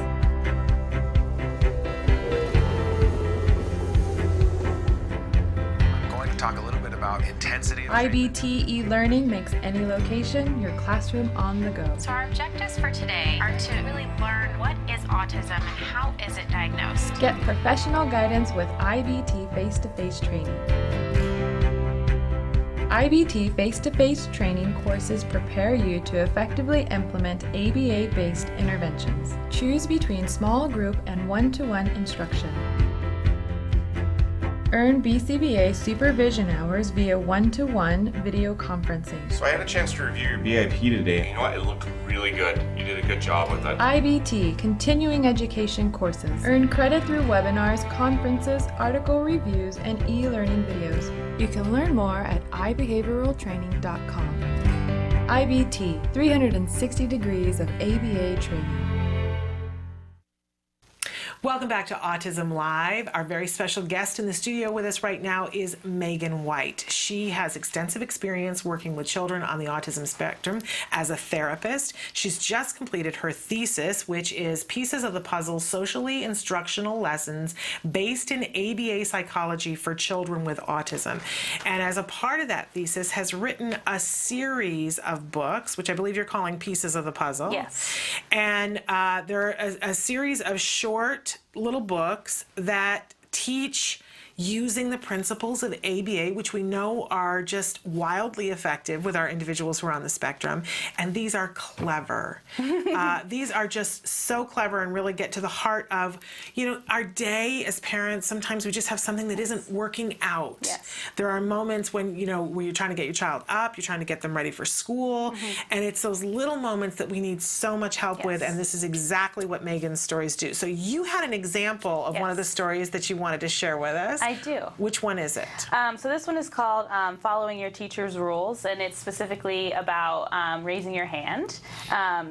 And just one thing I wanted to mention, as a therapist, we're only there for like a couple hours a day, and so it's really easy for us to go in and be powerhouses and be like, okay, this is how we do it, and to be on the kids and to always be reinforcing the right behaviors and to be providing the correct consequences for the wrong ones. And it's always, okay, and then we leave, and then we hope that everyone else is implementing, these things after we go, because it's, obviously a team effort. And so I'm really hoping that these kinds of stories will help when we leave, still provide that kind of like support and stuff. So Wonderful I'm hoping point. that this situation is something that maybe would be helpful for like a teacher. And just also the student. So this story is about just a boy named Jack, and he has trouble talking out of turn in class, which is a problem that a lot of students have, not necessarily with autism. But it just talks about the importance of raising your hand. And so it goes through an example. I won't read the whole story to you, but it goes through an example of, when you don't raise your hand, what happens, and the consequence that is provided by the teacher afterwards, which is very undesirable. And then it goes through and it demonstrates how raising your hand is is more beneficial for not only the student but the classroom as a whole. And then at the end of the story, there's a little review and reflection where the student can then really make sure that they understand the main points of the story and reflect on why the replacement behavior is more effective in the long run. So that hopefully that behavior continues in the future. And you know what's really lovely about this, Megan, is that you're taking the issues that we're all having to deal with that sometimes gum up everything. Yes. Because we talk about, oh, I want my child to be, you know, socially savvy and to have friends and all those things and be able to learn effectively, and I want my child's teacher to love him. Yes. Well, that's great, and we want to work on all those things, but the truth of the matter is, if the child is constantly raising his hand, the teacher's going to get frustrated because the teacher's a person, and the other children are going to start to get annoyed and go, why do you do that? And it's going to make it harder when they get on the playground for the child to connect because this missing puzzle piece, right? It all comes back together. It's the pieces of the puzzle. So, and the fact that, as you were saying, you know, for parents, when you guys leave, we want to be a part of the whole too. We want to be furthering things, but sometimes we just don't know what to do. Yes. And what I love about these stories is they're short. It's not like you're committing an hour of your time. No, absolutely It's short. You can read through it, and then it gives you the talking points to go through. And they're really clever and well written and adorable. Everybody is going to want one of these. I want a set of these books. So Megan, talk to us about how are people going to be able to get a set of these pieces of the puzzle. Currently, I am working on different publishers, different publications that I can hopefully utilize to help get the stories out there. I would really love for them to be in homes, libraries, public libraries, school libraries, you know, different organizations such as CARD that we can use and implement in therapy, or just that, you know, parents can have even at home when they're having a hard time. You know, like, okay, Jack, let's go back to the couch, let's sit down, let's read this together, let's go through this, and let's talk about why you need to do it this way versus this way. Yes. You know, for all those moments when we're not there, all those moments when, you know, the parent wishes they could call the therapist and be like, oh gosh, Meg, you know, I know we worked on this today, but I'm having a really hard time. So I'd really like it to be published. That way I can have it really being utilized by the people who need it the most, which are the families and the clients. I think this is a wonderful idea, and I want the series, and I know so many other parents when we've been talking about this have been saying how important this is. Again, because it's not just that it is a story about something, but it utilizes the principles of ABA to get that lesson firmly in the child's head. You know, we've all been in a circumstance where we've asked a child to do something, asked them to do something, asked them to do something, but if they don't really understand the consequences, and if they don't understand, and if we don't understand what's happening beforehand, we're not going to be effective. Absolutely. And, you know, these stories, one of Carol Gray's biggest points is that each story be tailored directly to the child. And while I absolutely agree, and I think that that's important, I think generalizing these skills is just as important as being specific. And so I think that these stories are a good way to help do that and to help, you know, students and clients learn how to like generalize these skills and listening and understanding that there are consequences, good consequences, when you do things in a socially appropriate way. I think this is a remarkable tool. I think you have hit a home run with this. Thank you. This is absolutely wonderful. So we can't wait. Keep us posted. Absolutely. I'm sure that there's a publisher out there who just can't wait to get these to. I picture them on Amazon.com. That's what I'm visualizing. Yes. And we'll keep people posted about when and how you can get them. Pieces of the puzzle. Stories that teach our kids using the principles of ABA. Megan, thank you so much for all your work. Thank you for having me. All right, we're going to take a break and be back with more of Autism Live after these messages.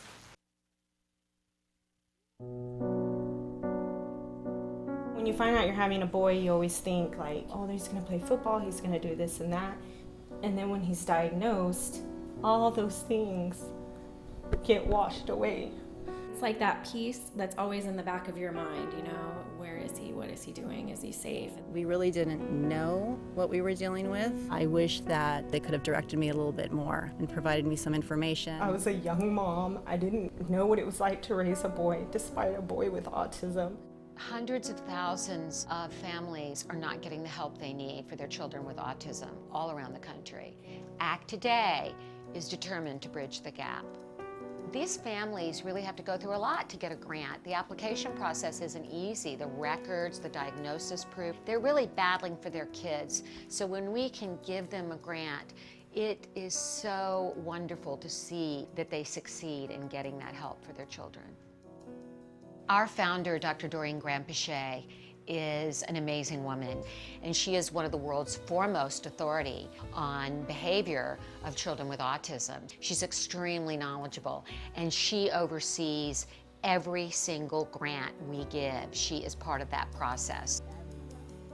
People may think of autism care and treatment as simply schooling or therapy, but we provide important safety supports, things like fencing, for example. The whole family's living in fear of that child running out into traffic. I recently delivered an iPad to a little boy with some of the apps that are out there for children with autism. Miracles happen. I got the iPad from ACT. From ACT, What yes. did it say? Can you repeat that, Dustin? I got the iPad from ACT. We have helped so many military families, and when I think of these brave families that are fighting two battles, one to protect our country and one for the right treatment and care for their children, it breaks my heart, and I think we have to do more as a nation to help them. There's not a day that doesn't go by that we don't think about it. Some people say, oh, he's normal. You don't see the battles that I see every single day. My husband does have to deploy, and when they get on that bus, that might be the last time that my kids ever see them. So I called, and they informed me that he had received the grant, which was like a blessing from above. I was just like speechless. I just started to cry because, without it, we would have been lost. The ACT grant was a total miracle. Without that, we wouldn't be able to receive the service dog. So we're so appreciative what they've done for us as a family. Recently, ACT Today funded a program for military children with autism in San Diego, the Inclusion Films program, which is run by Joey Travolta and teaches kids on the autism spectrum literal filmmaking skills. They learn how to make a movie. Are we ready? There you go, got it. Okay. Everything that goes into the process of making a film goes into everyday life. So they're learning life skills, they're learning to collaborate. It was really nice to know how much they were enjoying this camp, and they're with people who are supporting them and are making them feel great about themselves and their differences and their similarities. And I get two kids that are working together and apart and together and apart, so it's an interrelationship as well as a camp and a learning experience. It's so fulfilling when I get letters. One stands out for me, a boy who was 14 with Asperger's, and we gave him a grant to go to a drama camp. He wrote to us and said, "Dear ACT Today, thank you for letting me belong for the first time in my life." These kids are remarkable. We underestimate them. They're so knowledgeable, they're so capable, and we can change the life of a family, which means changing the life of a community.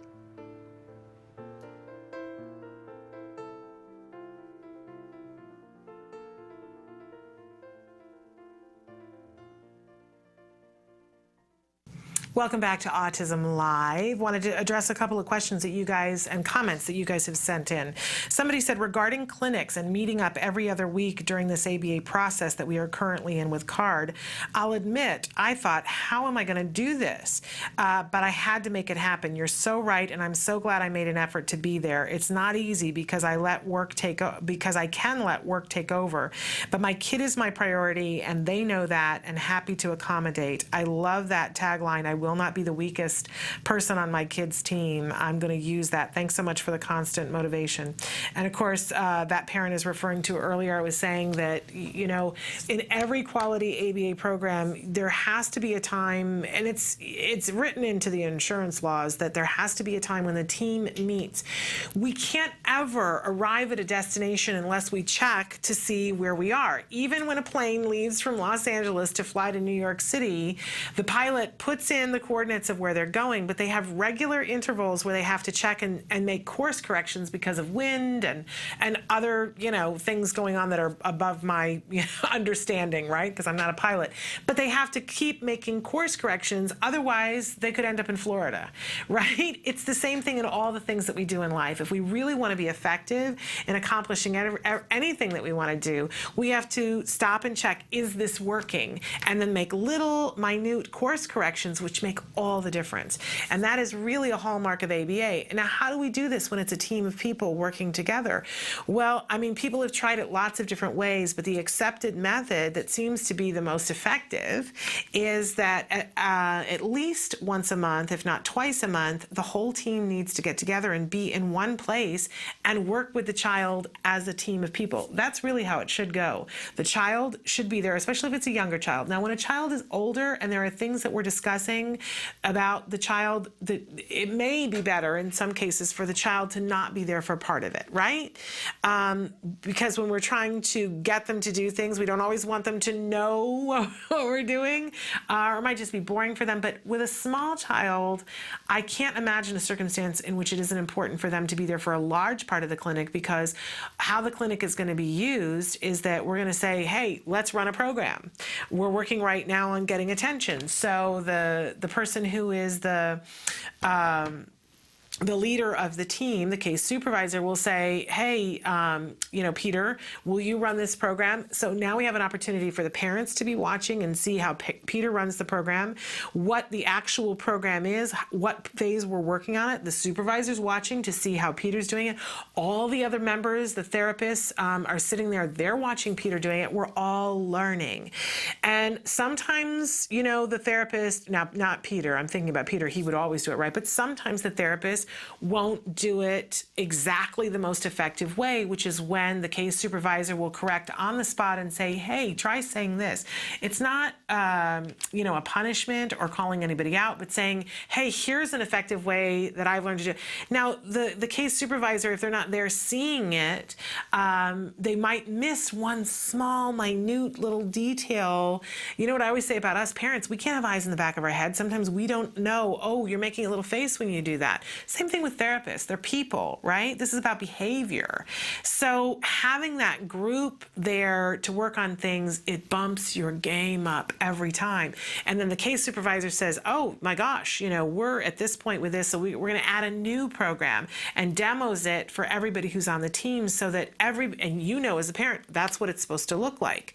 So when you go home, if one of the therapists isn't doing it right, then you have an opportunity to say to the therapist or the case supervisor, I think what I remember is that we're supposed to do it this way. It's a collaboration. It's a team. It's so important that the parents are there. So I salute this parent. I'm right there with you that I was saying earlier, it's a matter of life and death, that a parent be there, that a parent participate in that process. It's hard. I used to always say in my clinics, it's really hard to parent by committee. It is, but if that's what it takes to be effective in a period of time, you get it back later on. And the truth is that the people who were on that committee parenting with me knew more about what my child needed than I did in that moment. But it's important that you participate. So important. So I salute you. It's hard with work, but we all know that work can't discriminate against you because your child has autism. And if you need to be there, it's medically necessary, work has to make some sort of an accommodation. Will it mean you've got to make up the time someplace else? Yes. Does it mean that you've got to be the best possible employee so that they want to keep you around? For sure, right? And is all that stressful? It is. It's nowhere near as stressful as of sitting there at the end of everything and saying, why didn't I do that work to be able to help my child? It just isn't. I know that it isn't. So I salute you for getting it done, and I appreciate so much you saying that in the beginning you thought you couldn't do it, because I know I thought I couldn't do it either. If you had asked me, I used to say to people, I didn't say it until we were far enough along, but I admitted later on that I used to fantasize about being put in a coma so that I would wake up and all the hard work would be done. I'm just being honest, because I thought, oh man, I don't know if I have what it takes. I really don't. And I can tell you that I look back on it and go, oh, I wished I'd tried this much harder on this. I wished I'd done that, right? I can armchair quarterback it. But I'm proud of us as a family that we accomplished as much as we did and that we hung in and that I didn't go into a coma. Yes, there were times when I ate my feelings. I will admit to that. But you know what? We're here. We're working on that. Okay, another question that we had from a parent that sends a chill down my spine. Okay, it's a total of three questions. One that's repeated. What to do when the principal is bullying your child? What do you do? And then the secondary follow-up is, what do you do when the principal bullies the parent because the parent is protecting the child? Okay, lots of questions that I have there for you because I want to be really clear about when we use the term bully. Okay, because it's a word that gets thrown around a lot, and I just want to be clear about what you mean, because there's somebody being tough on somebody, there's somebody picking on somebody, there's bullying, and then there's handicap harassment. And it's like an escalating thing, and bullying is not allowed legally, and handicap harassment is actionable. Right? And I'll be honest with you that if you look at what the criteria for the different things are, and if you see that you have a case of handicap harassment, then it's time to start dropping that term, because that will send shivers down other people's spines. So let's talk a little bit about, I don't know what you mean by the principal bullying the parent, and I don't know what you mean by the principal bullying the child. If you're still watching, because I know you wrote the first question in during the first hour, if you're still watching, write and give me some more information. But here's some basics. That people will try to pressure you to do something. People will try to manipulate you into doing something. Depending on the circumstances, manipulation can be bullying, but it isn't always bullying. But when somebody's trying to manipulate you, I think this was Maya Angelou who said on Oprah, she said, when you tell somebody what you want, and then they start telling you to do something else after you've told them what you want, that's manipulation. That's what that is called. And we don't have to tolerate it ever. But there are some things that we need to do to protect ourselves and protect our kids from being manipulated. You have recourse always. You can report the person. And when somebody's manipulating, usually I say take it up with the person first. But when somebody's trying to manipulate you, they're not always the best person to take it up with. Take it up with somebody over their head and be swift and decisive about it.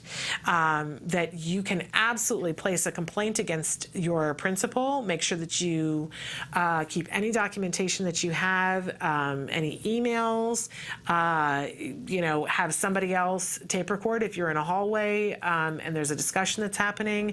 You won't be able to use it in a court of law, but you can go to your school district and say, this is not acceptable, right? Don't put up with...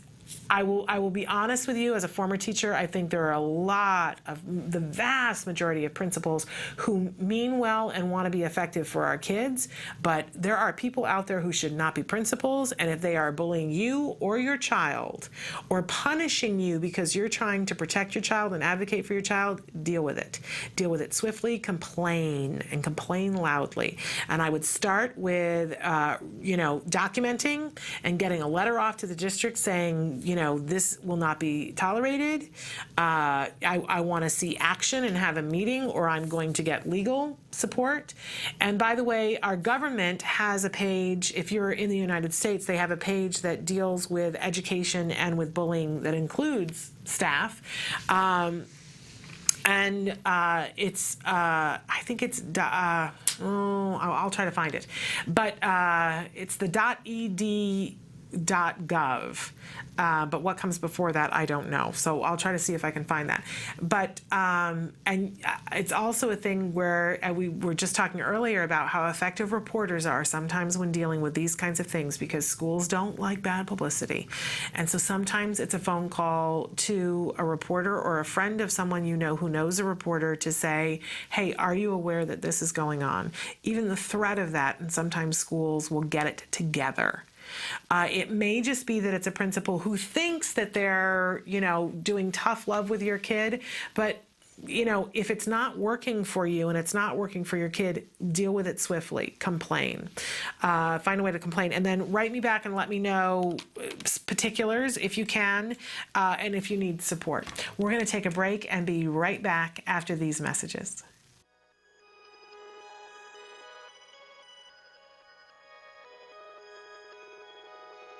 When Maddie was diagnosed, I'll be honest, I was very ignorant on what autism was. I knew that autism was basically something that hit boys at the age of 2 to 3 and shut down.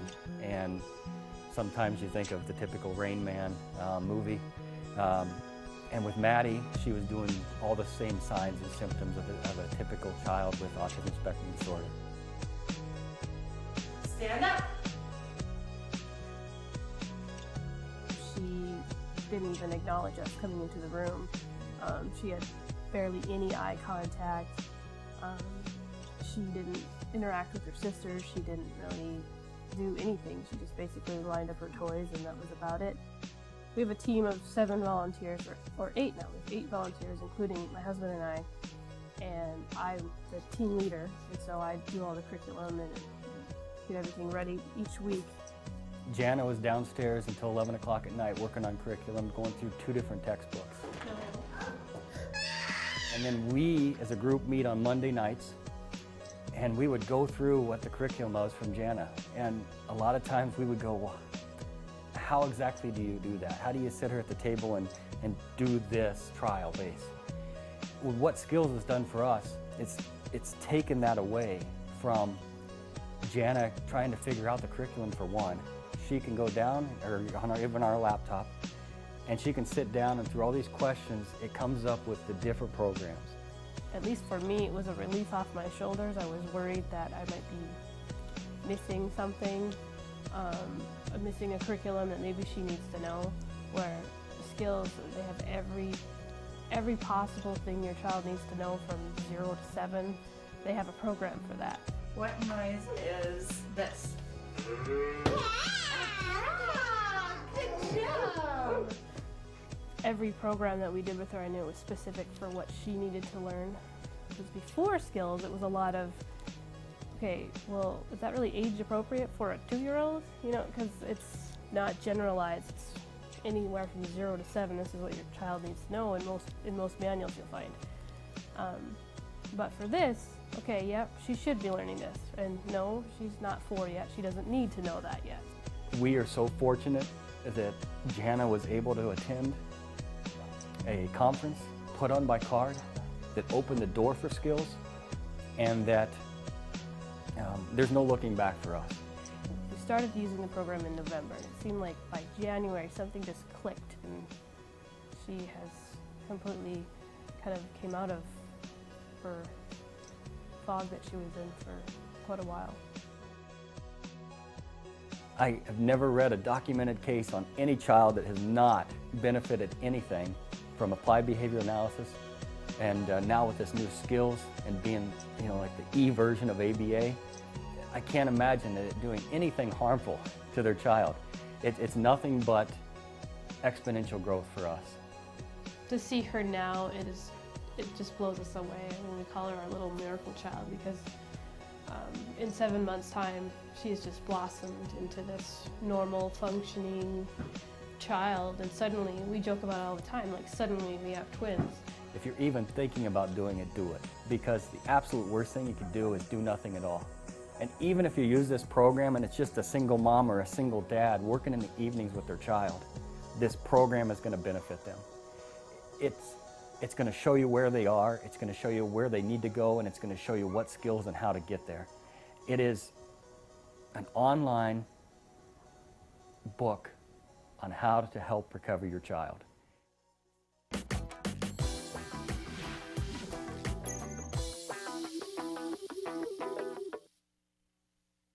Welcome back to Autism Live. We asked you guys earlier to write in to our question of the day, which was, what do you do to give back to the autism community? We had a couple of different answers that came in, although I would love to get a lot more of you writing in. And remember that what we said was, this is not a what have you done for us lately kind of thing. This is a share what you do to give the rest of us an idea. So somebody wrote in and said, I organize a social group for autistic adults, and I try to spread awareness about autism by contacting the media during Autism Awareness Month.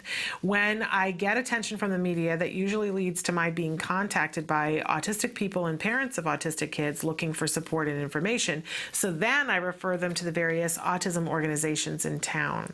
I also have become a mentor / big sister / advocate for a couple of younger autistic women who come to me for advice or to vent or for a shoulder to cry on. Now see, this is why this is so good, is that I never really thought about it before, but being a big brother or a big sister to an individual who is on the spectrum and just be a sounding board for them. There's a young man that I frequently talk to, and we were recently talking about this, and he's not in my area, but about how important it is for him to find someone that he can bounce things off of.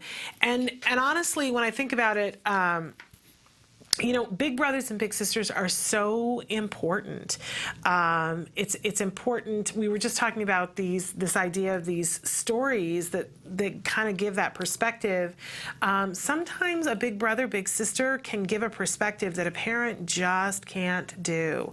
If you're having a teenager and having a problem with a teenager, and the teenager looks at you and is like, what are you talking about? My husband and I just watched again that movie, This Is 40, and there's the wonderful moment where they explain to their teenage daughter that they're not going to have any more, there's going to be like a half an hour of screen time a day, and that there's not going to be any more computers or iPads or iPhones or anything, and the daughter is like, what are you talking about? Have you lost your minds? And she's like, how am I going to connect with my friends? What am I going to do? And the mom's like, well, you're just going to play. You can play in the backyard. She's like, play in the backyard? Have you lost your mind? And the mom says, you can build a fort. And the look on the actress's face, the girl who's playing the teenager, is like, build a fort? What on? Oh, we laughed until we practically wept the other day watching that. You know, but sometimes you need to have an intermediary, because we're talking in terms that are outdated, like build a fort. Sometimes you need to have, and so they look at us and think that we are lunatics, that we've completely lost our minds and we're completely out of touch. And having somebody who's a little bit older, who understands our point of view, but understands their point of view, to be that intermediary who can say, look, here's the deal. Your mom doesn't know what she's talking about with the fort, but you can't spend your whole life on the phone, that there are ways to get together with people that isn't just through text. Yes, you know, it's a big deal, but your mom wants to see that you can do other things, can smooth something over and have it become a no brainer, no big deal, instead of it being an ongoing tantrum, right? So I love this idea, and I'd never considered it before, but I would love to be a big sister to a young woman who's on the spectrum and potentially be helpful with some things. Obviously I can't be helpful with all things because I'm so out of touch. As my son tells me on a regular basis. I remember when my twin nieces were teenagers, and it was in the 90s, and the thing that would cut me to the quick is that my one niece, I would say something and she would go, oh, Aunt Shannon, this is the 90s. We don't do that anymore, right? And now, you know, both of those nieces are getting that back in the face because we have younger nieces and nephews who go, this is not 1994, okay? It's amazing how quickly time passes and how quickly we become outdated. Happens, right? Okay, now another person, but what a great idea being a big brother, a big sister, and what a great idea to organize your own social skill group. Wouldn't have thought of that, but of course you can do that. Okay, another person who said, I try to pass on any useful information that's benefited my family to hopefully help someone else as others have done for me. That's that pay it forward thing we talk about all the time. When I think about what I knew about autism, and if other parents hadn't told me, this is what you need to know, where I would be. And you guys know, if you've met me at any one of the events that we go to, or if we have an opportunity to talk on the phone, you guys are always very sweet about saying, I don't want to take your time, but I want you to know that that's part of what my deal is that I need to take that time, not to the exclusion of my family, okay? I'm not crazy, but I need to take that time because I have a bill to pay. I have to pay it forward and let people get information that either I got and got freely, or that I didn't get and wish that I had information that wasn't available back then. So it's important for all of us to pay it forward. And honestly, the one thing that that these two people don't say is what we get out of it. The paycheck that you get out of it when you pay it forward is, I think, bigger than what you initially got, if that's even possible. So in any case, I hope that we'll all find ways that we can give to our community, you know, and it can be the smallest, most minute thing, and hopefully you guys will write in and say some more ways, because it gives us all ideas about what we can do. Want to remind you that especially this week, it's really important. One of the things that we were going to be talking about with Lisa Ackerman is about the Autism Cares bill. It used to be the Combating Autism bill, and it provides more funding.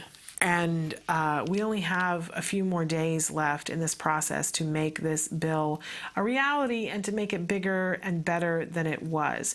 So I want to encourage you right now to go to tacanow.org, check out the blog, and you will see they post blogs on a regular basis, but they had a blog the other day about the Autism Cares bill. And the title of it was something along the lines of, I'll see if I can find it, need help now, why not wait 5 years? It was something along those lines. Really brilliantly written article, and it gives you phone numbers of people that you can call today. And that's something you can do for the autism community, is let your voice be heard. I always think about the dad who said, I didn't find my voice until my son didn't have one. We need to speak out. We need to be letting people know what people in our community need, what we need, and what our kids need, and what people who don't have the ability to speak out need. And who better than all of us to be a participant in that? All right, we're going to take a break and be back to close out the show. Stick with us.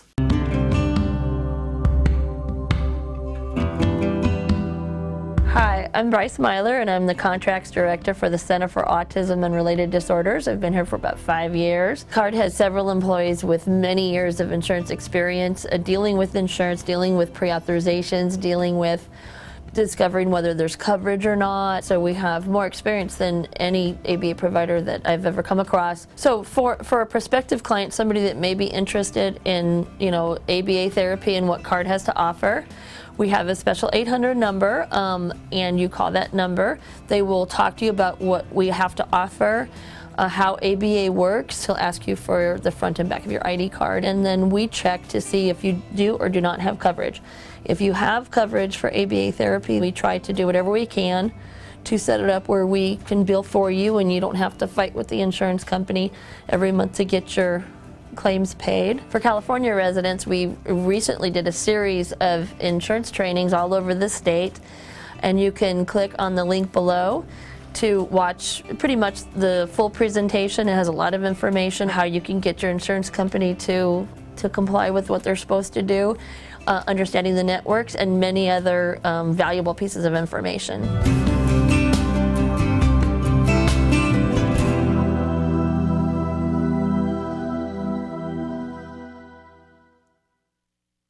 Welcome back to Autism Live. We were talking earlier about harassment and about bullying and what to do when a principal is harassing a student or a parent. I mentioned that there's a website that you can go to, and it is eeoc.gov.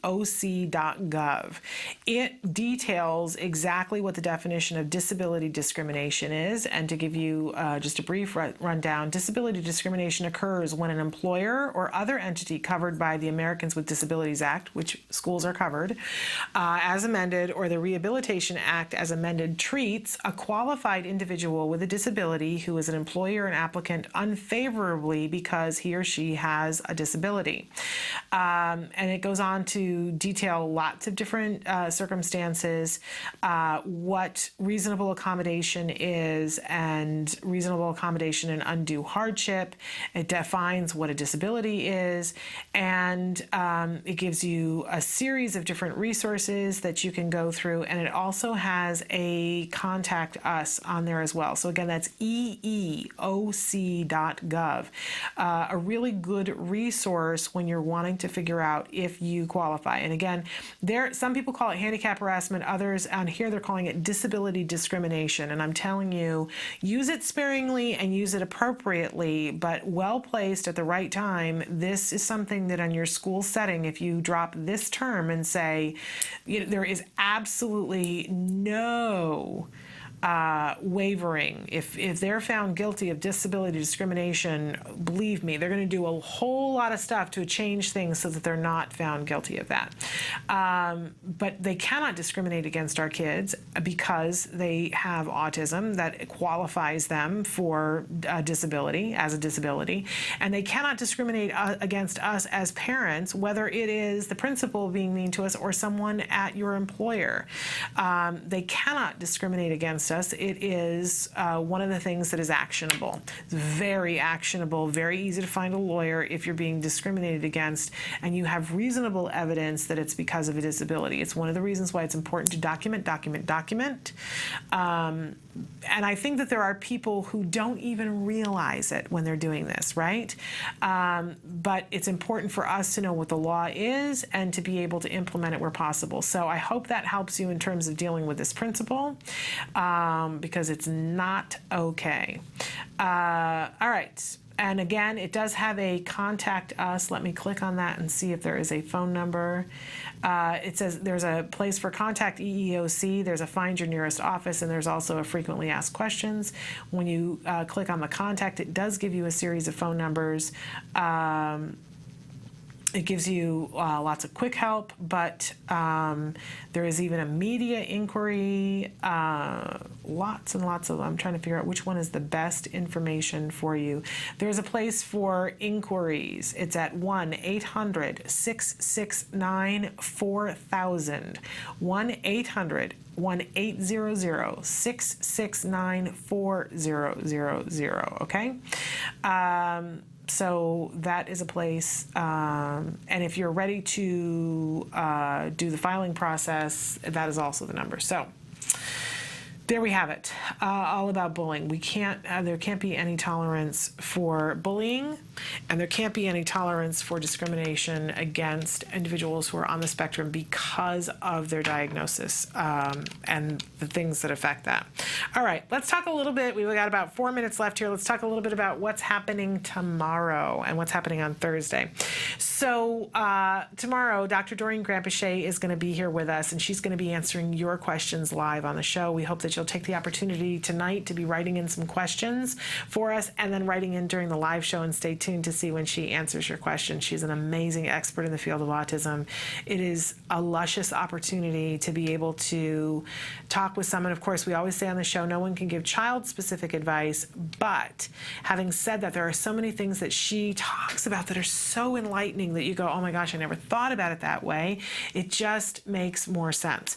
And it gives you more ideas of what to do next. So that's a really important thing to be able to do from a true visionary in the field of autism. So that's the first hour of tomorrow. Then in the second hour for Let's Talk Autism with Shannon and Nancy Allspaw Jackson will be here with me. And our special guest tomorrow is a beautiful singer. Sophie Rose is going to be with us tomorrow.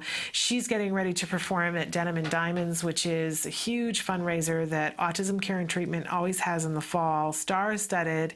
It will be honoring the Peets, Holly Robinson Peet, and her wonderful husband, Rodney Peet. they will be special honorees at this year's Denim and Diamonds, and Sophie Rose will be singing. So she's going to be talking about making a difference, being an advocate, even when you're not on the spectrum, things that you can be doing to be giving back to the autism community and why it's important to her. We're looking forward to that. And also tomorrow, Nancy and I are going to be sharing with you, and I got to remember, Emily, you got to remind me, we have to get you some pictures of Nancy's son Wyatt has been participating in the Miracle Project's most recent production called Joining the Spectrum. We had Coachy Elena Hall with us a couple of weeks ago as they were starting the project, and my husband and my son and I went on Friday, and oh, do I need to cavell about it. It was life-changing, you guys. I don't know what else to say except that it was amazing, and Wyatt was truly remarkable in the show, but there were so many kids in it. It was so enlightening about what can happen and what can be done, and I just have even more praise and respect for Coachy and her team, because I know she would say, I don't do this alone, but we're going to be talking about that and show you some pictures of Wyatt in the show, and Jem went to see the show too, and there's even a picture of Jem and Wyatt after the show hanging out, for just being cool dudes afterwards. Really, really amazing. Can't wait to talk with Nancy about that and sort of recap that for you. And then we've got some in the news stories for you as well. So that's tomorrow. And then on Thursday, we've got a very special guest who's going to be joining us. There's a site out there that you probably are seeing a lot of on Facebook and different places. It's called the Autism Site. And oh my goodness, quite a resource. Really remarkable. It comes to us from the Good News Network. And we have a representative from the Good News Network who's going to be with us on Thursday talking about what it is that they're trying to do. You're going to want to know more about the Autism Site and about some of the other sites, because, you know, frequently we have autism in the family, but we have other things going on as well, and they're doing a really good job of providing great information. And they've got an incredible store too. There's a jacket. Oh, you just wouldn't even believe it. Check it out at the Autism Site. There's a jacket that just takes my breath away every time I see it. Anyway, so we're going to have them on Thursday, and then I believe we're having Dr. Jonathan Tarbox joining us again on Thursday. Can't wait to have him answer some of your questions and talk a little bit about some research things going on. So that's our week, and we've got another big exciting week coming up next week as well. So all of that and ever so much more. We hope that you guys will participate with us. Want to give you a quick message that I'm trying to get better at Twitter, trying to connect with more of you on Twitter. Hope that you will take the opportunity, if you're not already, be following us, and we'll follow you on Twitter. So join us on Twitter, and please sign up for our free newsletter. We've got some exciting things coming up. It's not much longer now before I unveil what that will be. We're really out of time, but again, don't forget tomorrow, ask Dr. Doreen. Be sending your questions in as soon as possible. I always put the first few questions together the night before. So send us in questions if you really have a burning desire to have something answered. This afternoon is the time to do it. I also want to give a shout out to my husband. Today is our wedding anniversary. We've been married 12 years this evening. We had a night wedding, and we have plans tonight to celebrate with our son, because our son always says this is our anniversary. So happy anniversary to my boys, who I love very much. We're going to be back tomorrow. Until then, please give your kiddos a hug from me. Bye-bye for now.